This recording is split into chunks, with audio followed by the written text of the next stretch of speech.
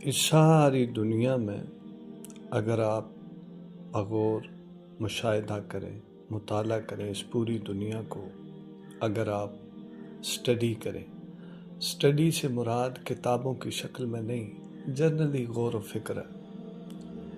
آپ ٹریول کریں، آپ کنٹری ٹو کنٹری جائیں، اور اپنے ملک میں ہیں تو سٹی ٹو سٹی جائیں، ایریا ٹو ایریا کور کریں، آپ ٹریول کریں، آپ جگہ جگہ جائیں، آپ صرف غور و فکر کریں تو اس کائنات کے سارے نظم کو جب آپ دیکھیں گے تو اللہ نے ہر جگہ طرح طرح کی مخلوقات پیدا کی اور انسانوں میں طرح طرح کی شکلیں رکھنے والے انسان موجود ہیں۔ میں آج افریقہ کی کچھ ویڈیوز دیکھ رہا تھا۔ افریقن لوگ جو ہے وہ بلیک سیاہ فام، ایک تو ہاف سیاہ فام ہوتے ہیں، ڈارک سیاہ فام، فل سیاہ فام، فل بلیک۔ ان کی کچھ ویڈیوز میں دیکھ رہا تھا، ان کی کچھ حرکات و سکنات میں دیکھ رہا تھا، دیکھ کر خوف بھی آتا۔ کچھ میں نے فیس بک پر شیئرز بھی کی۔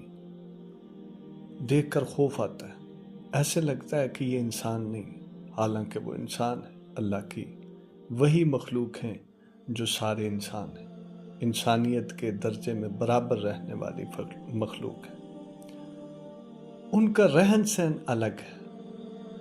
اب کوئی شخص جو اپنے آپ کو بہت زیادہ مہذب، تہذیب یافتہ سمجھتا ہے، تعلیم یافتہ سمجھتا ہے، اس کے خیال میں تہذیب کا، تعلیم کا، عقل و شعور کا کیا سٹینڈرڈ ہو سکتا ہے؟ کیا افریقہ کی اس بستی کے لوگ، وہ جن کے پاس اس طرح کا علم نہیں ہے جس طرح کا اس کے پاس ہے، تو وہ کیا اپنے سے کم درجہ ان کو خیال کرے گا؟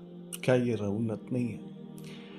دور نہیں چلے جاتے، افریقہ بہت دور ہے۔ ہمارے اسلام آباد پاکستان میں آپ دیکھیں کہ G13، G14، F10، F sector سارا، پھر پیچھے بحریہ ٹاؤن میں آپ چلے جائیں اور DHA میں چلے جائیں، یہ جو ہائی فائی کلاس لوگ یہاں پر جو سیٹلڈ ہیں اور رہتے ہیں، اب ان کی تہذیب، ان کے سٹینڈرڈز، اور وہ جو اسی اسلام آباد کے مرکز میں اور اس کے سائیڈ کارنر پہ رہنے والے باسی، کچھ جھونپڑیوں میں، کچھ میر آبادی، کچی آبادیوں میں رہنے والے لوگ ہیں، ان کا سٹینڈرڈ اور ان کا سٹینڈرڈ میچ ہے، نہیں ہو سکتا۔ لیکن انسانی لحاظ سے یہ سارے برابر ہیں۔ میں غور و فکر کرنے کے بعد میں اس نتیجے پر پہنچا کہ جو شخص یہ کہتا ہے کہ میرا سٹینڈرڈ ہائی ہے یا میں زیادہ تہذیب یافتہ ہوں، وہ فلاں جاہل ہے، اس کو ایسے ہونا چاہیے۔ آپ اس پوری دنیا میں فرق کے ساتھ رہیں گے، فرق رہے گا، آپ کسی کو بھی اپنی مرضی کے تابع نہیں کر سکتے۔ ذہنوں کا فرق، سوچ کا فرق، پہناوے کا فرق، لباس کا فرق، خوراک کا فرق، رنگوں کا فرق، فکر کا فرق، تفکر کا فرق، ہر چیز کا فرق آپ کے ساتھ سفر کرے گا۔ یہی سفر پھر آپ کو قیامت میں اللہ کی بارگاہ میں کھڑا کر دے گا۔ آپ اس فرق کے ساتھ جائیں گے، پھر اسی تفریق کے ساتھ حساب بھی ہوگا۔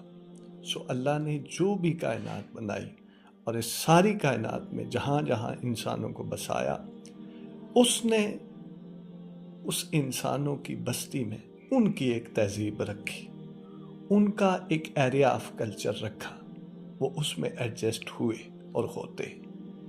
وگرنہ ایسا نہ ہو کہ جن کے سٹینڈرڈ آپ کے نزدیک ہائی ہیں، ان کو دیکھ کر لوئر سٹینڈرڈ والے پاگل نہ ہو جائیں۔ لیکن اللہ نے ذہنی خلفشار کو کس طرح ایڈجسٹ کیا۔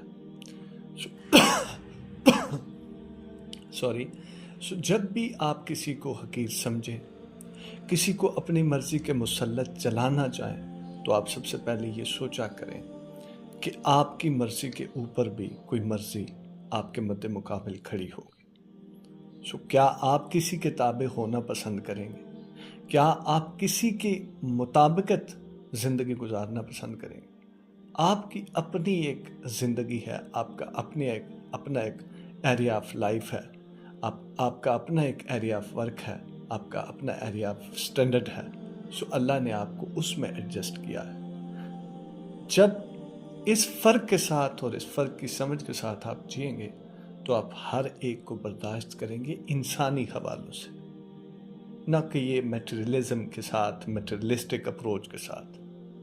میٹریلسٹک حوالوں سے نہیں، انسانی حوالوں سے، فیلنگز کے ساتھ، کیفیات، جذبات، احساسات کے ساتھ. اس کو پھر آپ سمجھیں. ندیم ڈیجیٹل ڈائری دیکھنے کا شکریہ. Thank you. سلامت رہیں.